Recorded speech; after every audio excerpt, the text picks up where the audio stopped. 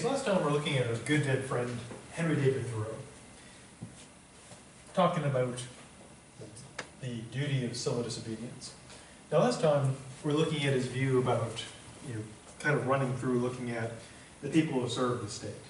The military and police who serve with their bodies, office holders who serve with their minds, and what he calls the heroes that serve their conscience. He next turns to endeavoring to justify, or looking at the moral justification for revolution, opposing the government, or submission, simply going along with the authority. Now he claims, clearly and correctly, that everyone accepts a right to revolution. Now in the United States, in general, our political theory allows for that, since we're based on that, but it would be a mistake, of course, to say that everyone accepts that, because not everyone does. Now the person he's critical of here is a fellow named Paley, who's also very dead. Now, Paley lays out the following argument or justification for submitting to the state. Now, in terms of justifying, well, before getting to Paley, in terms of justifying revolution, Thoreau provides the following two justifications for it. One is what we normally think of as justifying revolution, which is tyranny. If a government becomes too oppressive, and he believes that this provides a moral justification in revolting against the state. And again, not everyone would accept that, especially tyrants, but it is kind of a standard definition. If, going back to John Locke, if the government becomes tyrannical, it would cease to serve its purpose as Locke saw it, for the good of the people, and so revolution or getting rid of the government would be justified. Now, interestingly, in the United States, of course, now we still have the Tea Party tax enough already movement, and one of the arguments that they give to this day is that we should oppose, the government or the existing government based on their being tyrannical. So we still see this being put forth as an argument for resisting the government. And there are people today who make that point. The government is tyranny, justifying resistance against it. The second reason he gives is somewhat more interesting, namely this, that if the government becomes too inefficient, that would justify revolution. Now the first one seems pretty sensible. Where the government is tyrannical and evil, that's kind of the classic scenario in history, and of course movies and television and books, where the tyrannical government is opposed, be it a real government or a fictional one like in the Hunger Games. But a second one is if the government becomes too inefficient, too ineffective, too bloated.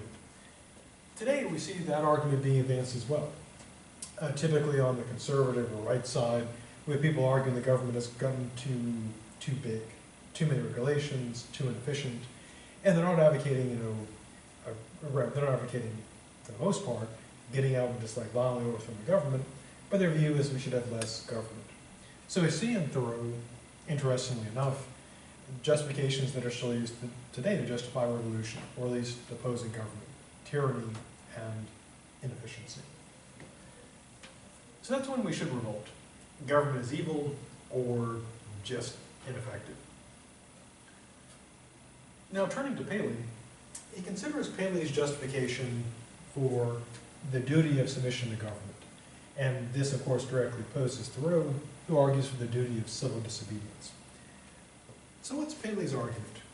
Well, Paley advances what we would regard as, given the model of the class, a consequentialist argument. Because what he essentially does is this. Suppose you have a scenario where there is injustice.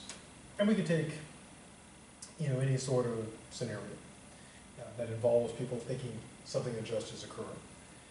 And what Paley said we should do is, at least as Thoreau characterizes him, is engage in that appeal to consequences. We look at what are the problems of the injustice. What are the harms that are inflicted? Then we'd weigh that against what sort of harms would be created, what sort of trouble would be created if we tried to address that problem. And if it turns out that the harms that we would create trying to solve the problem would be worse than the problem itself, then his view is we should simply obey and stick with the government. So, kind of his test is, again, a consequentialist one. We look at essentially assessing it on those grounds, and if the scenario is such that you're disobeying the state and not going along with the state, or simply trying to change things, would create more harms than the harms it's supposed to offset, then Paley's argument is that straightforward appeal to consequences, we should not do that. For example, you could take almost any social loan. Let's take, well, some people regard as social loan. We could take, say, income inequality. And a person might say, well, yes, it's, the United States is one of the most unequal countries in the world in regards to income, and that creates all kinds of problems with poverty, which creates problems in health and, et cetera, all across the board. But what we'd have to do, Paley would say, is balance those harms out against the harms of changing that system. And if the cure is worse than the disease, we should just keep things going as they are. So essentially advocating utilitarian calculation. You might say, this is bad, but fixing it would be that much more worse. So just live with it. And we can also use an analogy here. It's not one that Thoreau or Paley uses, but it's something we all do. For example, pretty much everyone who has a car or a smartphone or a computer has some annoying thing about it, something about the computer that doesn't work quite right. And you may know how to fix it, but the amount of effort and annoyance it would take to fix it just outweighs the effort of fixing it. So you may have a problem, you're like, yeah, I could totally, reformat my hard drive, reinstall Windows, reinstall all my software, that would fix it, but not worth it. And so Paley's advocating a similar sort of deal. If the harms of simply going along with it are less than the harms of fixing it, then the thing to do is go along. Straightforward appeal to consequences. So what does Thoreau offer as an assessment? Well, Thoreau's argument is this. Paley's offering essentially appeal to consequences. And what Thoreau seems to be, although he doesn't use this particular vocabulary, he seems to be offering like a rules-following view. So it's not a question of weighing the consequences. He looks at it in terms of, well, is it actually right or wrong? The kind of thing Kant would say. Kant doesn't say you have to weigh the consequences. That's for practical matters. Kant would say the action is right or wrong. And so Thoreau presents that as his rebuttal. Namely, that what people should do is not decide how much would it cost to fix an injustice, but is there an injustice, and if there is, it should be fixed. And he uses as an example, well, there's actually a case that really occurred, not with him, but someone else. If someone is, if there's like a shipwreck and people are, trying to survive, and one person already is holding onto a plank of wood and floating, if someone comes over to try to take the plank, Thoreau's view is that it would be unjust to take that away from him. Even if he himself would have to drown, he has to do what's right. So what he's contrasting is Paley's sort of consequentialist approach.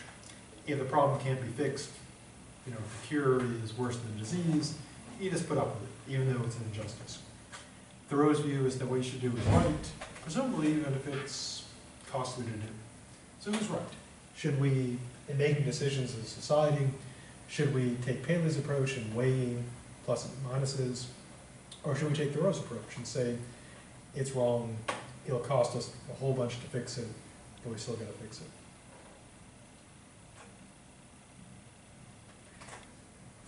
Well, you get to decide with each election, so you can decide with your votes. But it's a fundamental question. Are there problems that we just put up with, even though it's wrong, but it would be too costly to fix? That was Paley? Yep. Good old dead Paley. Well, his name wasn't dead, but he's dead now. Time is very mean, kills everything. Now, speaking of voting, now, we of course have an election coming up in, well, less than a year finally. It's less than a year, right? Now I can finally say that. It's less than 365 days. Now, we're encouraged, of course, for the most part, to vote. And they used to have, campaigns to encourage voting. The kind of bizarre vote or die campaign, which was made fun of in South Park. I kind of miss that. Not like a threat of death to get people to go out and vote. Now, in general, are we supposed to believe that voting is something good? Yes. Yeah. Thoreau, however, thinks that he doesn't think voting is bad, but he thinks it's not particularly effective. And here's his issue. He claims that most people think that it's not really necessary for everyone to be good. You just need like some good people to do good stuff, and using as an analogy to bread, it can like leaven the whole loaf. To use continue the bread analogy, it's kind of like, well, you don't need like lots of yeast in the bread to make it rise. You just need a little bit of yeast, and that little bit of yeast will solve the problem. Likewise, you don't need like a lot of good people. You just need a few good people to make things, actually do stuff and go well. Now, his other main criticism is that people will profess, they'll make claims about thinking something is wrong, but do nothing about it. So, in the time period he was writing, people would say, oh, this war in Mexico is unjust, or slavery is unjust. But most people would do nothing. And likewise today, we have people, in fact, social media allows us to do this a lot. We have a name for it. It's called slacktivism, where people don't actually do anything. They just get on Twitter and say, I'm so angry about injustice. Angry. And then they send a picture of like their burrito. But I'm happy with my burrito. Type of thing. And the idea is that they say a lot of stuff, but they don't actually do anything. And Thoreau's concern is that many people at his time were like that. They would say, oh, this is wrong, but they would do nothing about it. Now, what about today? Is that true today? Are there people who will say this is wrong, but do nothing? Yeah, and social media makes it super easy to do all that stuff. It's like instant justice. Well, the illusion of justice. Yeah, hashtag justice. Now, one of the main things, of course, we're told to do in a democracy is voting. And in less than 365 days, we'll have the chance to vote. And, of course, you got to register ahead of time. So if you're not registered and you are a U.S. citizen, be sure to register. That way you can vote. Now, Thoreau, of course, would say, I shouldn't be telling you this for the following reason. Not because, voting is like evil or anything, but he thinks that voting is kind of useless. How so? Well, he makes the following argument. He says voting is basically like gambling. How is that? Well, when you buy a lottery ticket, and you buy just one, you're in a way trying to win, but what are your chances of winning, typically? Yeah, more than zero, but pretty low. And so the idea is it's similar like with voting. In a way, you're kind of gambling, because what you're doing, it's like, instead of buying the ticket, you're kind of, you're putting like an entry in the lottery. And you're hoping that by chance, your side will have more votes than the other side. And your vote, it's like in the lottery, you can't win without getting a ticket. But by voting, it's kind of left to chance. You're hoping that more votes will be on your side than the opposing side. And he claims, which could be seen as mistaken, that voting does nothing for the right, because at best it's basically expressing a feeble desire that it should win. Like, I will cast my vote, my one vote among millions, in the hopes that this will do something. Now, is he right about that? Is voting basically ineffective?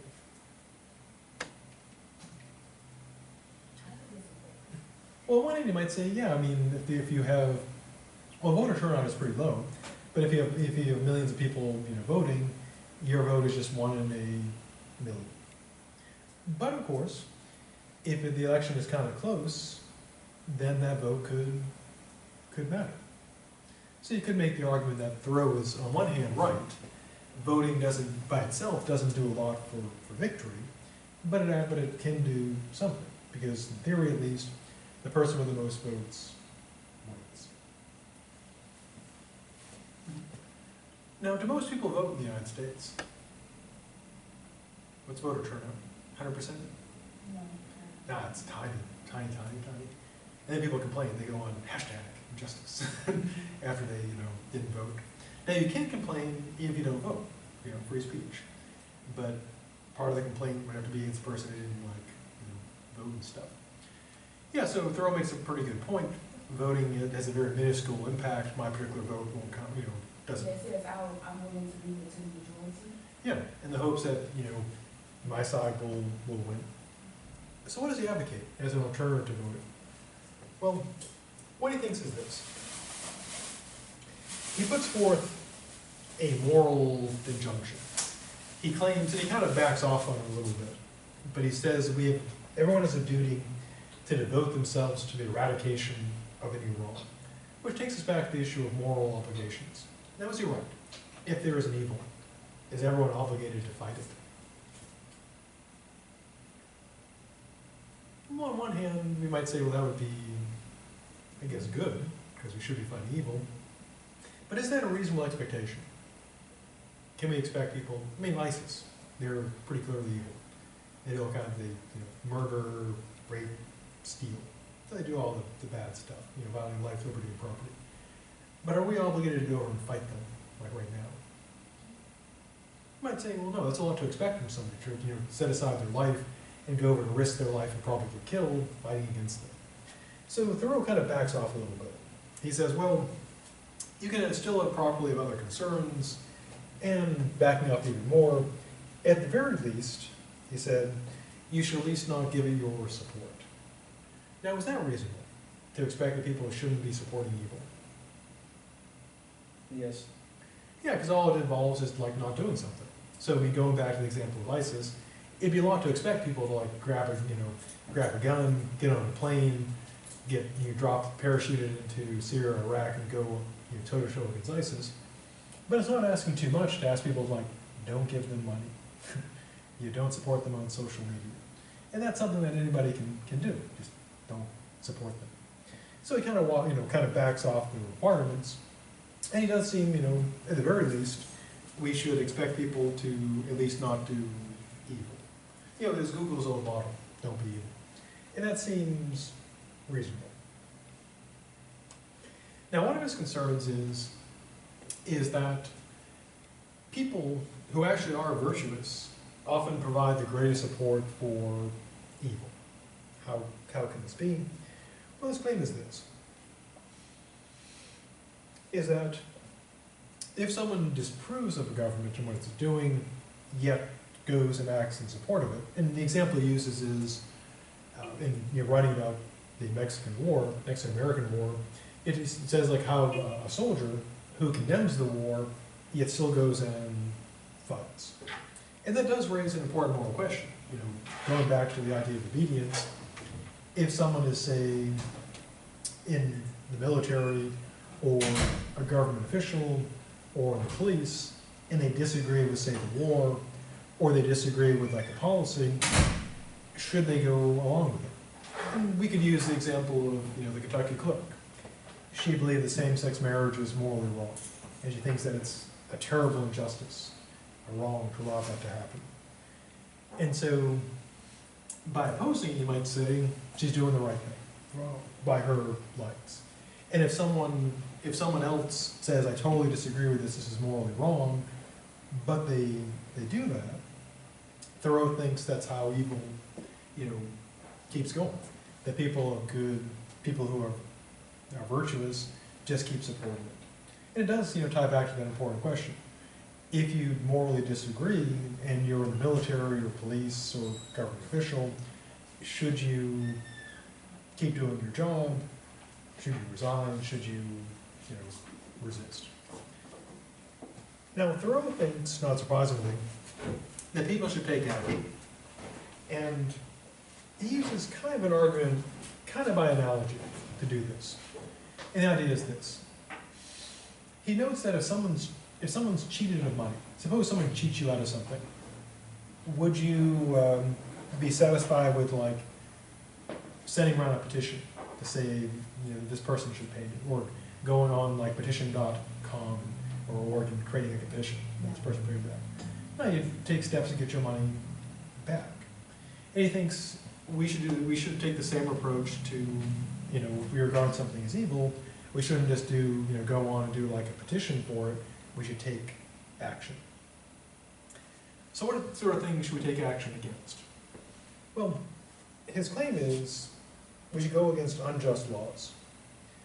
And he thinks the mistake people make is, tying back to voting, is that if someone thinks a law is unjust, but they're a democracy, they think that what they should do is try to persuade the majority to change them. That's to say, standard democracy. You don't like the law, you get it changed, get people to vote against it.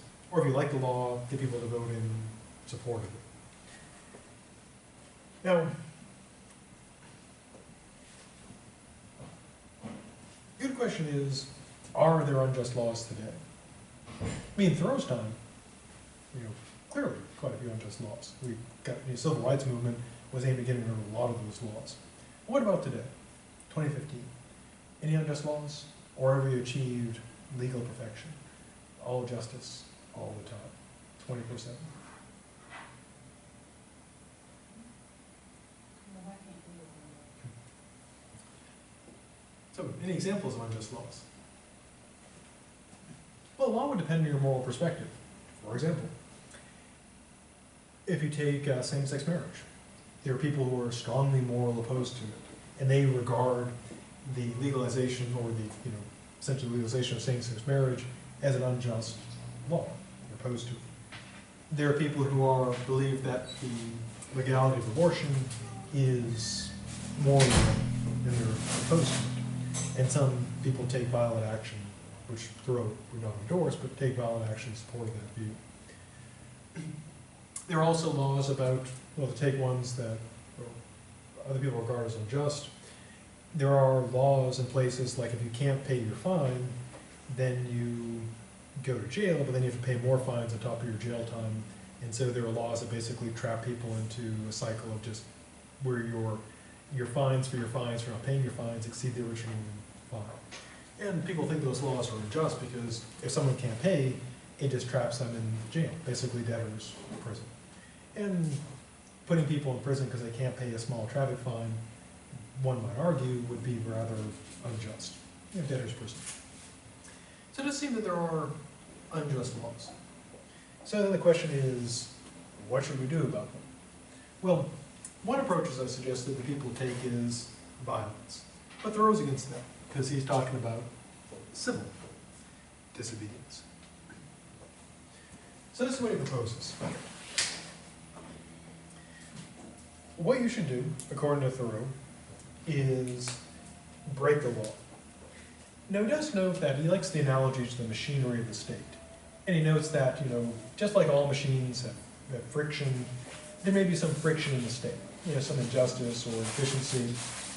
But he thinks what we should do, if a law is unjust, this is what people should do.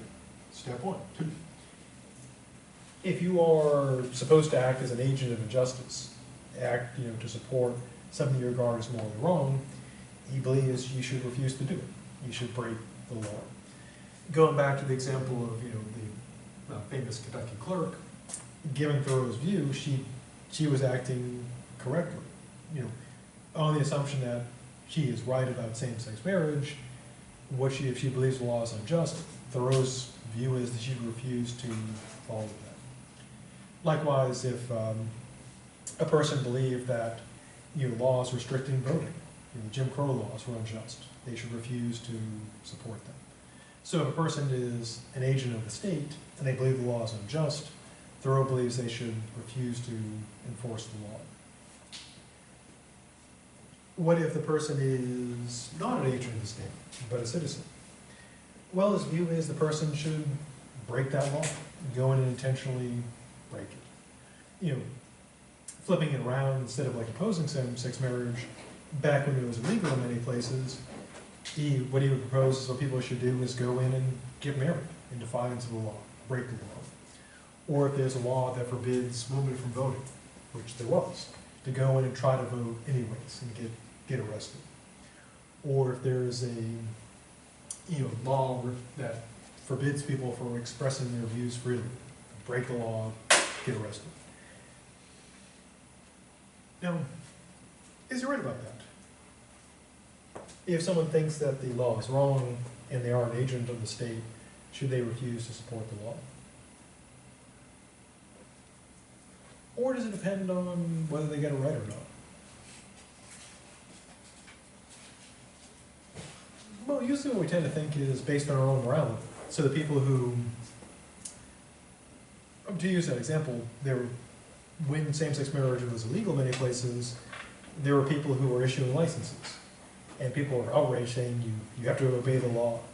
And then some of those same people, when the clerk who opposed same-sex marriage, when the clerk was refusing to issue licenses, they said she should disobey based on her conscience. So as we'll see when you get to John Stuart Mill, people often decide not based on a principle, what should be done and shouldn't be done, but based on what they like or dislike. And so it's an important question. Laying aside like what people particularly like or dislike, should an official disobey? And Thoreau would say yes, and some of course would say no. Now, one thing about breaking the law is, where does it usually lead? And where do they put people who break laws? Yeah, prison. And so one, argument against like not breaking the law and not getting arrested is because you go to prison. And is prison a fun place? Presumably not. Despite all the, top TV shows about Orange is the New Black and so forth, that make it seem so appealing. Now, one sort of standard argument against the prison thing, but besides the prison's no fun, is a practical argument that if someone gets arrested, their voice would be silenced because they were in the jail. Now, in some cases, of course, that's true. There are prisons in the world. We have some of our own where people go in and you just don't hear from them ever again. Even if they're still alive, they're just kind of sealed away. But Thoreau makes the argument, and of course it would depend on what type of prison we're talking about, that someone who's in prison, their voice need not be silent, and could even be louder. A good example, of course, our own civil rights. When Dr. King was arrested, that drew more attention to him. Nelson Mandela was in prison, he was still very influential. But it is a very practical question. As they say, your individual results may vary. Some will go into prison, silenced. Other people can still maintain. He also asserts that there's an advantage to having being put in prison, not for like just criminal crimes, but for resisting unjust laws. And he claims it's someone who's been a victim of injustice is more eloquent at speaking out against injustice. And you could argue that someone who's been arrested for the cause does gain some credibility. That they're willing to take that risk. They either really believe what they're doing, or they're aware that by doing it they gain the credibility that makes them appear that they really want to do that. So what sort of resistance should we offer? Well, again, his view is that people should break the law that regards unjust, but it should be done peacefully, civilly. So the idea would be that a person votes not by a piece of paper, but by their influence. They refuse to follow the law. They refuse to enforce the law. And he claims that if people refuse to pay, say, their taxes for a war, or refuse to follow the law, then the government will have the choice of either locking many people up or changing. Now, did Thoreau's method succeed? Did the Mexican-American War end through peaceful, nonviolent resistance? No. No, it's how we get Texas and New Mexico and lots of other really nice stuff. Yeah, one of the easiest ways to get stuff is war. Get some nice stuff that way. Horrible but true. He also believed people should have a peaceful revolution against slavery. Did that work? Nope. Had to have a war for that too. Yeah, and so his methods didn't work then. A good question to be is, why not?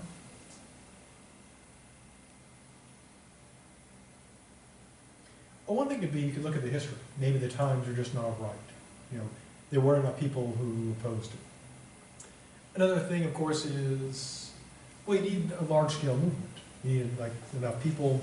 And critical to this, to go back to, like, the social media thing, is it's got to get people's attention. And one thing that people point to during the civil rights movement is one thing that made a big difference was the media. You had television, you had radio, and so people around the country could see what was going on in places. To see people clubbing, you know, civil rights marchers, turning dogs loose on them and shooting them, and so it became, you know, more effective in that regard. So his idea ended up working, but not in his own time. Now, as with other moral theorists, he's also concerned, of course, about property. So, what does he have to say about that? Well, he's focusing on imprisonment. But of course, in addition to imprisoning people, what the state can also do is take people's stuff. I mean, one common way they do this, of course, is, you know, fines. A fine is basically taking your stuff, taking your money. And some punishments are imprisonment, time, and some are fines, and some are both. Time, you know, time and money. And of course, they also take other property as well. Now, Thoreau thinks that this is where he sounds, because Thoreau's interesting in many ways. Because on one hand, he says things that are echoed by conservatives today. The government that governs least governs best. The government needs to get out of the way of business. That type of stuff. But then he says stuff that you could very much hear coming out of the mouths of people on the left. For example, he claims that the rich man, or rich people, not to be sexist, are always sold to institutions that make them rich. And the more money a person has, the less virtue. For reasons we saw in Wollstonecraft. He says that basically money makes it too easy for people. They don't have to do that hard work to become virtuous. Or so he claims. Now he thinks that one of the problems with property is this, that the more people have, not surprisingly, the more they have to lose. So they're much more likely to just go along with the state because they're afraid that they'll have their stuff taken away. So they become, you know, supporters of the state. Now, what does he think about that? Well, even though Thoreau, of course, says some harsh things about, you know, richness and property and so forth, he does show that he seems to be a virtue theorist. And as we saw when we looked at Aristotle, especially Wollstonecraft, the virtue theorists have kind of a complicated relationship with wealth, which is nicely summed up by Confucius, as quoted by Thoreau. And the view generally has been this: if the state is well ordered and a just state, then not having wealth and success would be a mark of shame, because there'd be, the person's failure would be their own, because in a just and well-run state, people could succeed based on their ability. But he says in an unjust state, which is unfair, then riches and success are a mark of shame, because in such a system, a person is not succeeding by their merits, they're benefiting by injustice. So the typical virtue theorist line is not, it's not that wealth is bad, it's how you get it, what it takes, what it costs to get that. And so Thoreau is a little bit negative of property in the United States, because he thinks it, you know, sort of sells people to the state. But again, he's not totally opposed to the money thing. So what he thinks people should do is essentially refuse both in not paying taxes and in not obeying the laws. Speaking of taxes and prison and stuff, now Thoreau notes that he thinks that prison is not really going to be effective again with him. Now, in case you're wondering, like, did Thoreau do some hard time? You know, was he like, you know, maximum security, you know, shanking some people, etc. type of deals? Well, apparently he spent like one night in like, not in a prison, but in a pretty, basically someone's house, essentially, like the sheriff's house. So he didn't really do any like hard time. HBO will not be making a series about Thoreau in prison. Probably not. Now, why does the state use force, compulsive force? Well, this takes us back to our good dead friend Aristotle. One reason is this: does force work? Yes. Yeah, it's effective. And as we saw, what Aristotle said, if you try to use moral reasoning with people, like, good citizen, please desist from your misdeeds. Consider the words of Immanuel Kant. And consider the words of Aristotle. And some people you may win over, but for the most part, Aristotle's view is, and the state's view is, force works. And also, part of the reason is, who's got more force, the state or the individual? Yeah, so it's effective, and so the state is not going to use reason or morality, because, having more guns does not provide greater reason or greater morality, but having more guns provides force. So he thinks the state uses force rather than engaging with people morally, because, well, it works, and that's where it's strongest. Now we're going to kind of swing back to the conservative side now. So again, Thoreau's kind of complicated because he's got stuff in his views that would sound perfectly normal coming out of the mouth of someone on the right, and other stuff that sounds perfectly normal coming out of the mouth of, like, Bernie Sanders. Taxes. Now, he notes that if the government says your money or your life, why should he be in haste to give the government his money? Now, he gives a following argument. He says the government may be in great trouble. It may have no idea what to do. But he says, and this would sound like, again, totally not unexpected coming out of the mouth of someone who's very conservative. He says it's not his job to see to the state his money. That's a job of the state. He's not responsible for the successful working of the government. That's its job. Now, today, of course, does that seem like a sensible thing to say? If people say, well, funding the government's not my responsibility. It's got to go out and get a job itself. Well, what I want to look at is this. Suppose someone came up to you and you don't know, and they say, I made a lot of bad decisions. And I threw away I had lots of money, but I just threw it all away on stupid things. So you need to give me some more money. Would you give them money? No, I mean, if somebody like a real sad story, like you see, like there's like a burning car by the street, and say my car just got blown up. Can you, my phone got destroyed. Can you lend me some money so I can get home? You might say, okay. But yeah, if someone just burned away through all their money and just created an investment themselves, you'd be like, I'm not going to give that person money. That would be stupid. And so Thoreau looks at the government kind of that way. They're just burning through their money stupidly. Why should we help them out? But what about today? Where does the government get its money? Because where could it get its money if we don't give it to it? From China? Yeah, China. Good choice. More than once.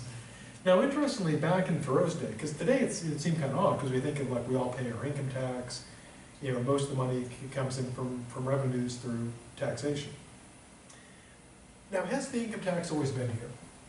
Mm-hmm. No, it's actually a relatively recent innovation. So back in the day, how did the government fund itself?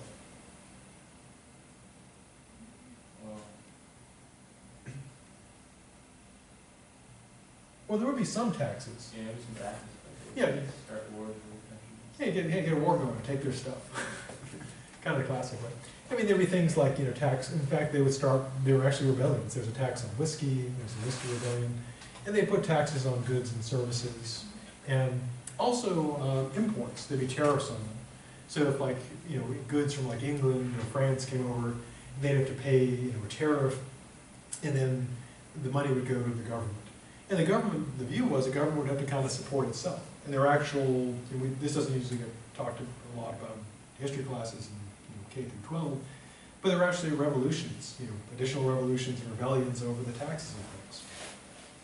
But back in the day, that's how the government got its money. There wasn't an income tax. Now, what about today?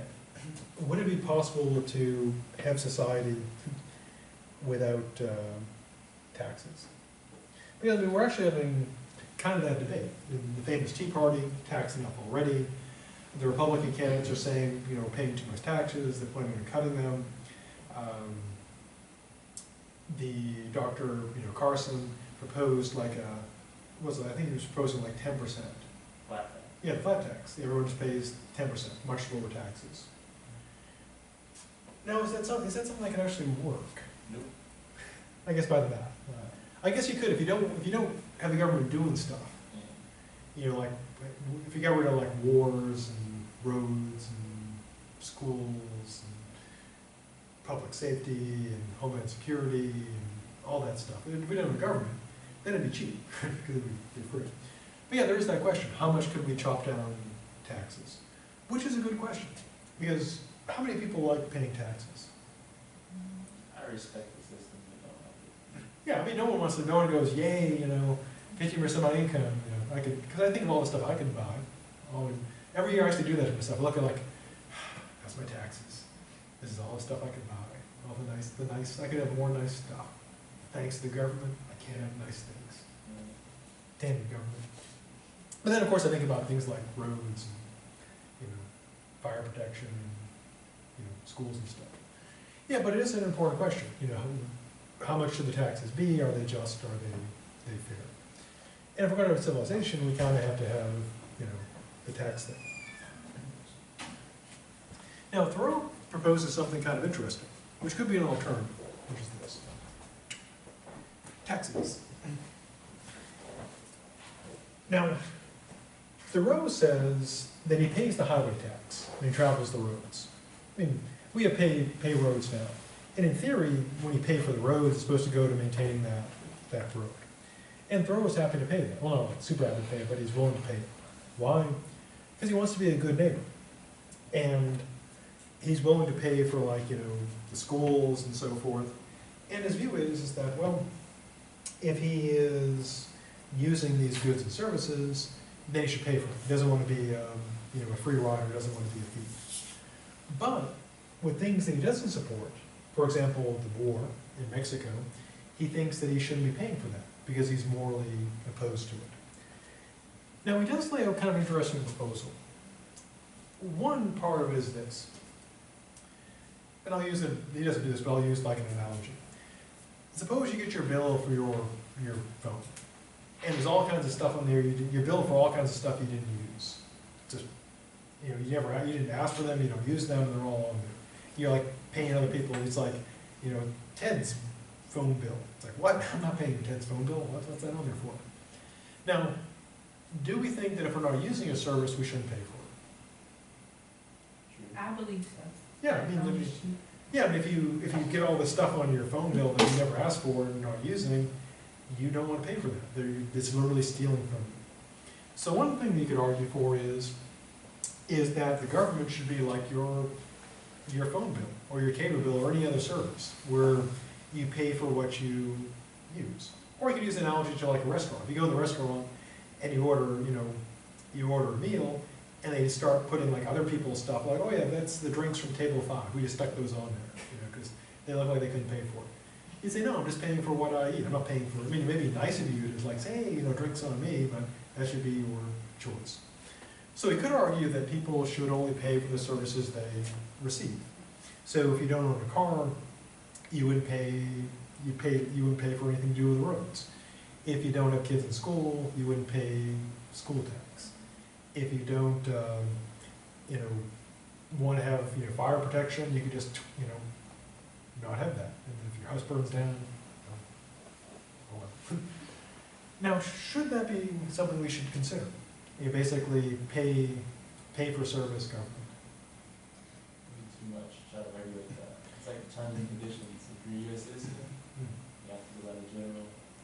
Yeah, one thing would be, yes, how would you regulate like car taxes, all that stuff. So there's a practical concern. How would you do all the accounting? But imagine we got those smart folks at Google building supercomputers. They could build super taxmatic. I mean, Google already knows everything about us anyways. They know what you're doing. They know when you're doing it. They know why you're doing it. And they can have like a Google-matic. And this gives you your services used, and the government just sends you, you just get that bill. Instead of a tax, you get a bill. This is what you did. You contract for, services like police and so forth. Maybe they put a little chip in you, like police go, oh. person's not chip for police, sorry, you know, should have paid for that police bill. Yeah, so we could say more, you know, again, one argument is practicality, how would you track all that stuff? Also, the people who often need the services, are they often, yeah, they're often, you know, for example, if you need, you know, say food stamps, or you're disabled and you can't work, you can't, you're not gonna have income to pay for that stuff. So there is kind of the paradox that the people who often need things the most don't have the income to pay for it.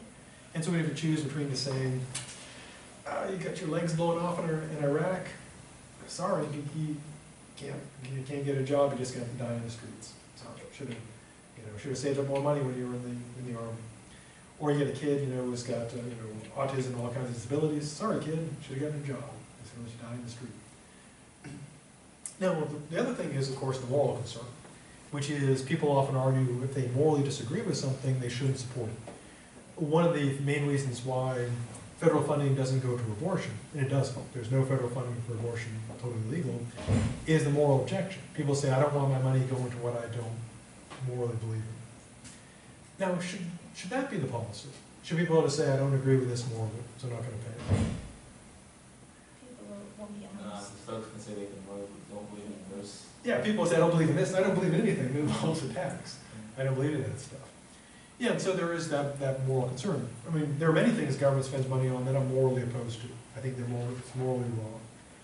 But I recognize that I'm a party to their crimes by paying for it, but I also recognize that, you know, that just wouldn't work, because like you said, people would just say I'm opposed to all the taxes. Okay, so I'm also opposed to going too far of a class, so we'll end down, and the next time we'll finish up Thoreau, and then head on to our last two bits, which is liberty. So have a good rest of the day, and done.